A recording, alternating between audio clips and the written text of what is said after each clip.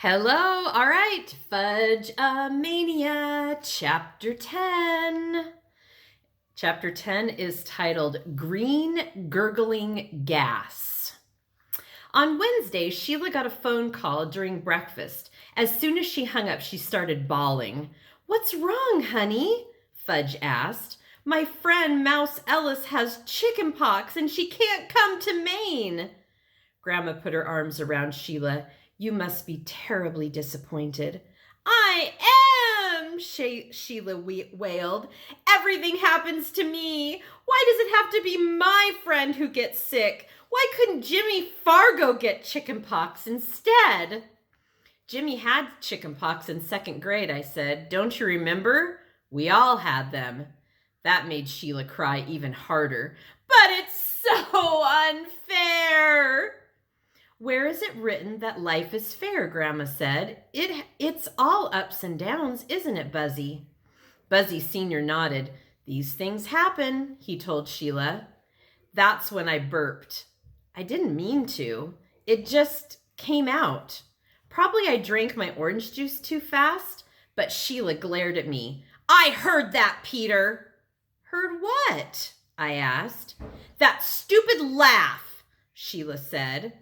"That was no laugh. That was a burp." Sheila turned to Buzzy Sr. "Grandpa, make him stop. He's so mean. He's glad Mouse can't come to Maine." Before I had the chance to explain, Tootsie flicked a spoonful of oatmeal across the table. It landed on Sheila's face, halfway between her mouth and eyes. "You see?" Sheila cried. "You see how everything happens to me?" "It's just oatmeal," Grandma said, handing Sheila a piece of paper towel. "That's not the point." Sheila turned and ran from the room. I sure hope things would improve before tonight when Jimmy Fargo gets here. After breakfast, Mom helped me get my room ready for Jimmy. She moved Fudge's things down the hall into the room Grandma was sharing with Tootsie. She set up a roll-away bed for Fudge right next to Tootsie's crib. "I hate crowding you like this," Mom said to Grandma. "I don't mind," Grandma said. "Sleeping in the same room as my grandchildren is a privilege. It's a lot more fun than sleeping in a room by myself." "You should get married, Grandma," Fudge said. "Then you wouldn't have to sleep in a room by yourself." He jumped on the roll-away bed. "That bed isn't designed for jumping," Mom told him. "It's going to collapse if you don't stop." Fudge tumbled off the bed like some Olympic gymnast and landed on his feet. "If I tried that, I'd probably break a leg." "Do you still snore, Grandma?" he asked. "Fudgy," Mom said. "That's not a polite question." But Grandma didn't mind. She said, "I don't really know, Fudge. You'll have to tell me." "Snoring keeps monsters away," he said. "Yes," Grandma said, "I'm sure it does." "When I get married, I won't have monsters in my room," Fudge said.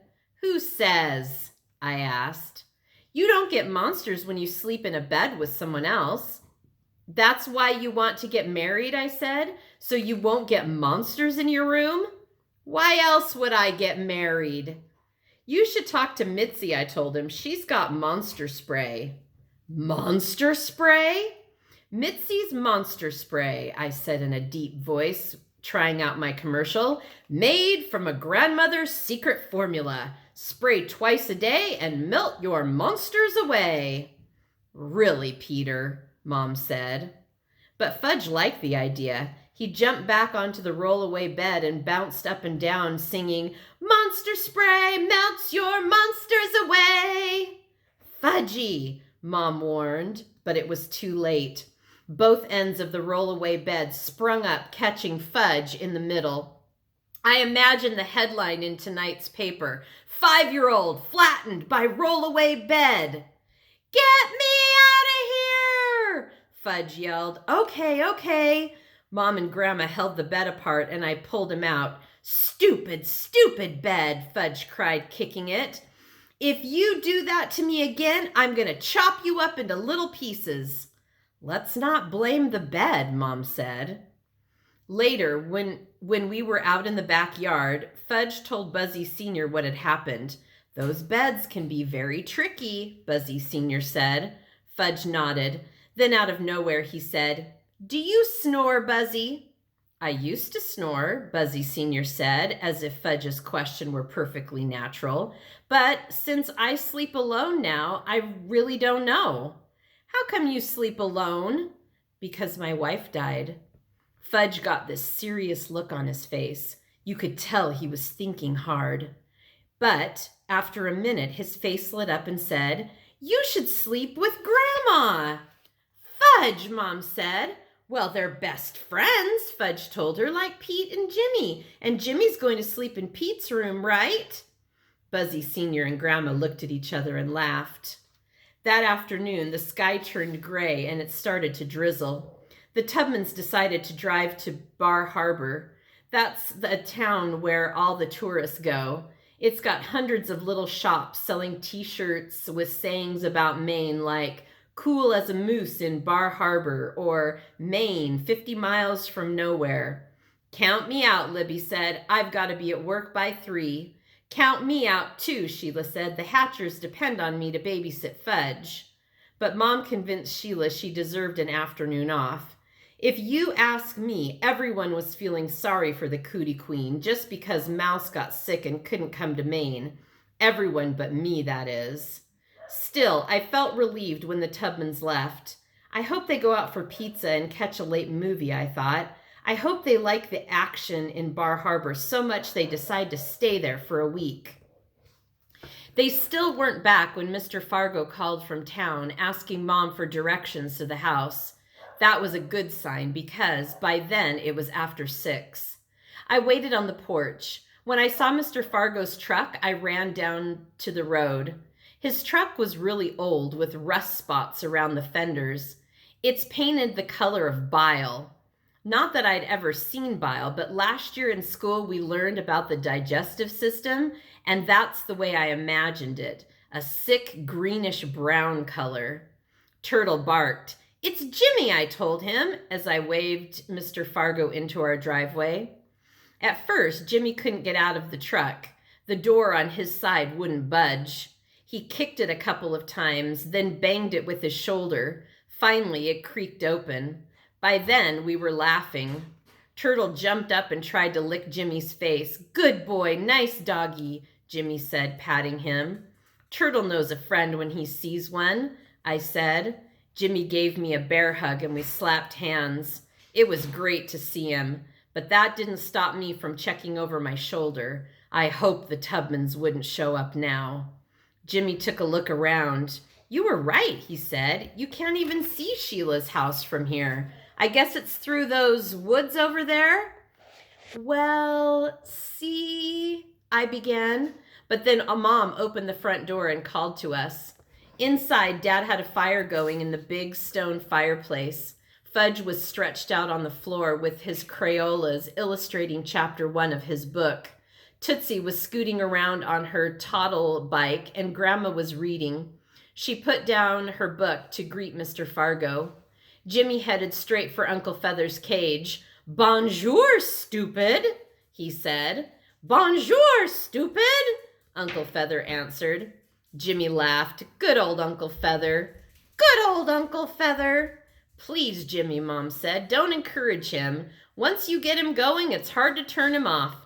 "Turn him off! Turn him off!" "You see what I mean?" Mom asked. "See what I mean? See what I mean?" I motioned for Jimmy to sneak away from Uncle Feather's cage. Jimmy got down on all fours and crawled across the living room out of Uncle Feather's sight. As he did, Tootsie held up her arms and out to Mr. Fargo. "Up!" she said. "Up!"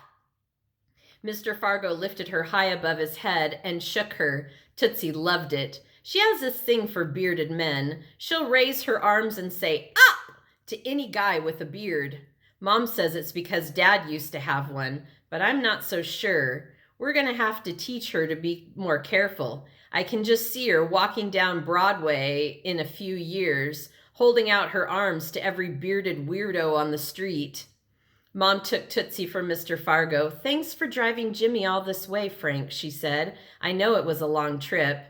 Used to come up here in the old days, Mr. Fargo said, with my ex-wife. You remember my ex-wife, don't you? Oh no, I thought. I hope he's not going to start in on Mrs. Fargo, because Jimmy really hates it when he does. How about getting something to drink, Frank? Dad asked. I was glad he changed the subject. Some fizzy water if you have it, Mr. Fargo said. Coming right up. Mom smiled, but I could tell she was tense. A lot of people get tense around Mr. Fargo. I think it's because he never smiles, even when he's trying to be friendly. How about this Maine weather? Mom asked. You have to have weather or not, Mr. Fargo said. Jimmy groaned. That's so bad, Dad. I heard a car pull into the driveway. Oh no, I thought, not now.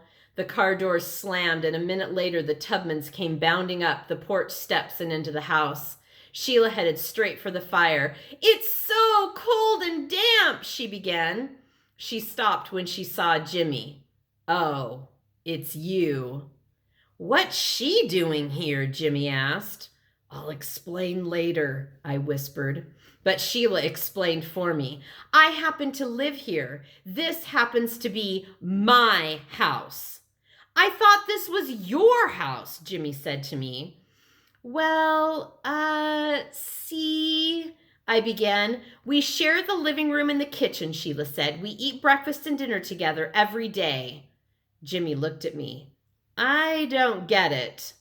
It's like two houses in one, I told him. It's like they're connected.